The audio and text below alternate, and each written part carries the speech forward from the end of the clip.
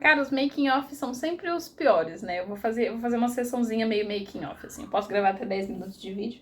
Depois quem vai se fuder na edição vai ser eu, mas aí quem vai se fuder vai ser eu sozinho. Desculpa o palavreado. Meu nome é Carol Pereira, sou estudante de Letras Bacharelado e essa é a extensão para a matéria de Prática de Escrita Literária. Essa extensão ela tem a ver sobre a nossa proposta em realizar nessa matéria um conto para participar dentro de um livro. O objetivo dessa extensão é a gente conseguir elaborar, destrinchar o processo criativo da escrita e como a gente chegou ao resultado final, que eu acredito que vocês futuramente vão poder ler. O nome do meu conto se chama Quando o Tempo Acaba. E ele foi um conto que originalmente era para ser uma novela. Então foi, na verdade, meio complicado, porque eu já tinha 90 páginas de conto escrita, eu já tinha 8 capítulos. Mas aí me veio a ideia de escrever a história em um único capítulo. No caso, o primeiro capítulo, o capítulo beta, é o capítulo que, na minha lida, ele é, tipo, o mais ajeitadinho, mais completinho, o que tem pontas soltas, mas que ele é capaz de narrar uma história por si só. E foi por causa disso que eu, ao invés de fazer as 90 páginas que eu já tinha elaborado, decidi apagar tudo, não toda a história, mas apagar tudo e reescrever do zero o conto a partir, usando como base o primeiro capítulo. Então, quando o tempo acaba, se a gente fosse definir ele em algumas palavras, poucas palavras, seria acaso e destino. Porque ele é uma história que tem a intenção de mexer com isso, instigar esse pensamento no leitor, no sentido de que alguns elementos dentro da história vão aparecer de forma como se eles fossem fixos e outros elementos vão aparecer como se fossem uma forma acaso, ou de uma forma meio do nada. Eles simplesmente aparecem. Então, um exemplo clássico disso, por exemplo, é a chuva. A chuva é um elemento que ele tá presente na narrativa, quase assim como uma personagem, porque ela começa turbulenta, depois de um determinado momento ela vira só uma garoa, depois ela para e depois ela retorna turbulenta. E a chuva, assim como muitas coisas da nossa vida a gente pode tentar prever, a gente pode tentar se preparar, mas não tem como a gente saber a sua intensidade, como ela vai atingir a gente, porque ela pode ventar de um lado, pode ventar de outro. Então, assim, a chuva, ela simboliza, dentro desse caso, uma constante situação, um fenômeno que ela acontece. Uma coisa que a gente não pode prever, é uma coisa que ela simplesmente tá ali. E ela pode ser incômoda para muitas pessoas, como também muitas pessoas podem gostar dela. Então, o conto em si, eu posso dizer que ele foi inspirado numa música de uma das minhas bandas favoritas, 21 Pilots, que se chama Drown, porque isso vem a discutir com uma das personagens principais, que é o Chico.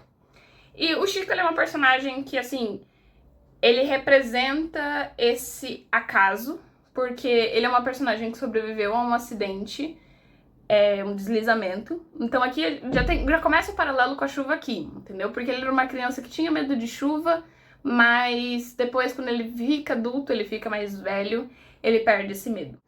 Então ele também é uma personagem que conversa com a chuva e também é um personagem que conversa com o acaso, num sentido de que sobreviveu, e por causa de também, por exemplo, a fé dele, que também é pouco explorada, mas ela é um elemento que ela não tá ali do nada. Porque, como eu disse, foi inspirada numa música, e nessa música, a letra dela é um diálogo claro com Deus. E nessa história, a nossa personagem do Chico, ele é uma personagem que nunca tentou se conectar com Deus, entendeu? A fé, ela vem para algumas pessoas como uma forma de consolo, mas para ele nunca fez sentido.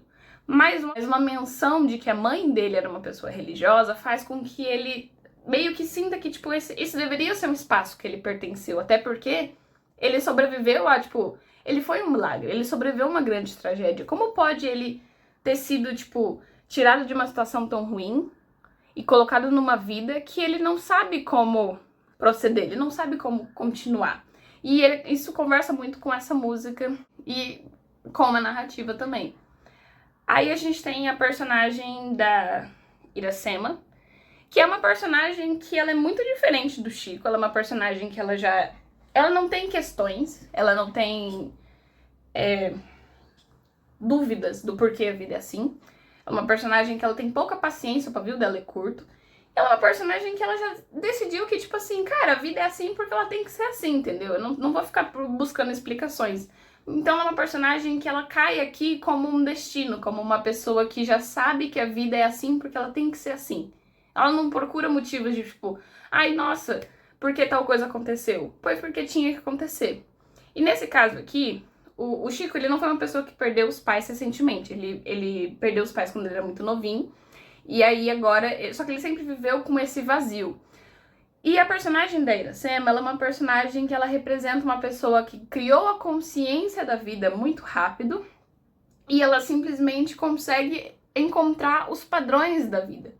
E ela representa o destino porque ela encontrou os padrões da vida dela. A perda dela aqui tem a ver sobre um relacionamento que ela mesma vai dizer que foi por decepção dela própria. Ela acabou destruindo o relacionamento, como ela sempre fez, entendeu? Então ali ela se identifica como um padrão, como se fosse feito, como se ela fosse feita de alguma forma para destruir os relacionamentos que ela tinha.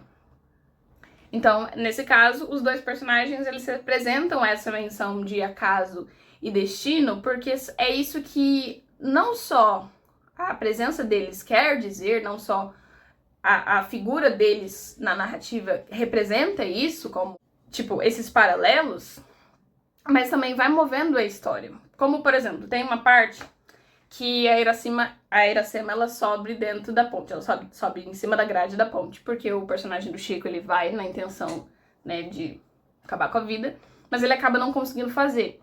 E aqui, o padrão, ele sempre tenta fazer isso, sempre tentou fazer isso, é dito que ele faz isso várias vezes, mas ele nunca consegue. E a Iracema simplesmente chega, vai lá, sobe em cima da grade e fica tipo, olha como é tão simples, olha como é só você subir em cima da grade. Ali, o personagem do Chico, ele se esquece por um momento da dor dele, porque ele fica preocupado, tipo, de repente uma pessoa na frente dele tá decidindo se matar. E, tipo, de alguma forma, isso pode parecer como, tipo assim, nossa, por que ela fez isso? Porque a Iracema, ela é uma personagem que ela representa uma racionalidade que ela vem quase como uma coisa amarga, quase como uma resposta afiada para os seus problemas, entendeu? Porque, por exemplo, como eu disse, a Iracema, ela não questiona as coisas da vida. Então, tipo assim, por que você tá com tanta dificuldade de fazer uma coisa que não é tão difícil assim? Ai, mas ela tá instigando ele ao suicídio? Não. Mas ela tá simplesmente mostrando pra ele que a vida, ela é uma escolha. Não existe motivos pra impedir você de fazer uma escolha que você, no fundo, já sabe.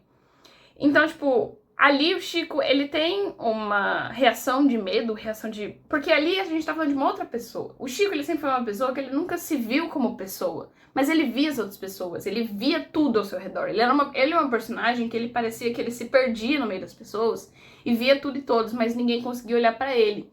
Então, tipo, ele era como se fosse invisível. Mas a Iracema viu ele e falou, tipo assim, cara, o que é isso, entendeu? O que você tá passando não é, tipo, incomum. Não é uma dor, tipo, você não tá sofrendo, tipo, grandes coisas, entendeu? Todo mundo sofre. Ela chega como esse comentário, todo mundo sofre. Qual que é a diferença? E aí ela faz a comparação. Eu também perdi alguém hoje. E aí, o comentário ácido que ela faz é, claro, que eu não perdi alguém que me faria a ponto de eu querer me matar. E aí essa é a graça. Essa é a graça, porque ela chega pra apontar pra vocês que, tipo, não existe razão, não existe motivo suficiente que justifique uma escolha. Independente do tamanho dela, independente do quanto ela importe. Essas personalidades opostas são justamente o que movimenta toda a narrativa, porque um instiga o outro. Um instiga o outro a curiosidade. Uma curiosidade que, tipo, é como se o destino olhasse para o acaso e virasse e falasse: como é viver você? Como é viver na sua pele sem você entender que você tem uma função? Como é não ter uma função? Como é não ser uma chuva que é feita para cair? Como é ser, tipo, uma poça que pode se escorrer para algum lugar e acabar em, sei lá, um bueiro ou acabar num rio? Como é isso? Os dois, eles chegam para instigar essa pergunta. E é isso que move a história, sabe? É os dois olhando um pro outro e tentando achar neles as respostas que faltam em si. E é muito engraçado que o conto, ele termina de uma forma ambígua, uma forma que um vai para casa e o outro meio que volta para onde ele sempre esteve. E aqui vem ao ponto de não me cabe explicar o final, porque eu sinto que é o leitor quem deve construir esse final, o leitor quem deve elaborar a partir de toda a narrativa o seu final. Até porque não existe um final certo, não é como... Assim, se algum dia eu terminar a novela, vocês vão saber o final.